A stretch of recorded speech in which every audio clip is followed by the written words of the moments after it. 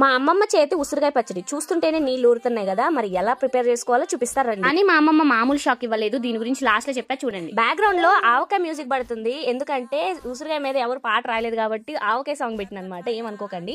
అయితే మెయిన్ గా వచ్చేసి మనం ఫస్ట్ వాష్ చేసుకోవాలి ఉసిరికాయలని. మా అమ్మమ్మ ఆల్రెడీ వాష్ చేసింది, కానీ నేను మా వాళ్ళ కోసం మళ్ళీ చూపిస్తాననేసి డబుల్ టైమ్స్ వాష్ చేశాను అనమాట.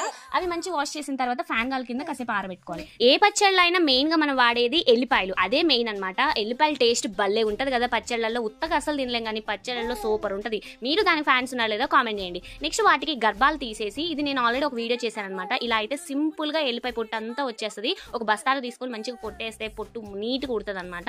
అండ్ నెక్స్ట్ మన ఉసిరికాయలని మంచిగా ఆరబెట్టుకున్న తర్వాత ఆయిల్ లో వచ్చేసి ఫ్రై చేసుకోవాలన్నమాట. గోల్డెన్ కలర్ లో వస్తే చాలు. ఇక అసలు ముచ్చట చెప్పాలంటే ఇక్కడే ట్విస్ట్, మామూలు ట్విస్ట్ కాదు, నాకే షాక్ ఇచ్చిన ట్విస్ట్ ఏంటంటే, అసలు నేను అట్లా ఈవినింగ్ పెట్టేస్తుందిలే పచ్చళ్ళే అనుకొని పడుకున్నాను అంతే. వచ్చేసరికి కలిపి ఇంకేం చేస్తాను, జాడీలో నింపుతుంటే చూస్తూ ఉన్నా.